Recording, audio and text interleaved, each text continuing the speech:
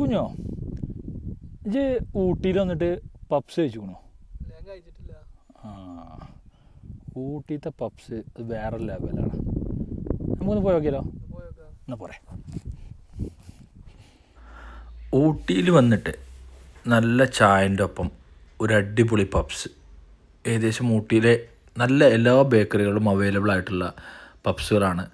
Veg puffs, അതുപോലെ mushroom puffs, അതുപോലെ egg puffs തുടങ്ങിയ ഐറ്റംസ്. ഇത് ഇവർ തന്നെ, ഈ കടക്കാർ തന്നെ അവരുടെ സ്വന്തം, അതായത് തൊട്ട് ബാക്ക് സൈഡിൽ തന്നെ മിക്കവാറും ഉണ്ടാക്കുന്ന ആളുകളാണ് ഊട്ടിയിലുള്ള എല്ലാ ബേക്കറികളും. അതുകൊണ്ട് തന്നെ നല്ല ചൂടുള്ള, നല്ല സോഫ്റ്റ് ആയിട്ടുള്ള, അതായത് നമ്മളൊക്കെ മുമ്പ് ചിലപ്പോൾ നമ്മുടെ ഭാഗത്ത് നിന്ന് കഴിക്കുമ്പോൾ പപ്സ് എന്ന് പറഞ്ഞാൽ ഭയങ്കര കട്ടിയുള്ളതായിരിക്കും. ഇതിൻ്റെ സോഫ്റ്റ്നെസ് പറഞ്ഞാൽ അത് എടുത്തു പറയേണ്ട ഒരു സംഭവമാണ്. അപ്പോൾ എല്ലാവരും ഒന്ന് ട്രൈ ചെയ്യണം. ഏകദേശം എല്ലാ സ്ഥലത്തും കിട്ടും.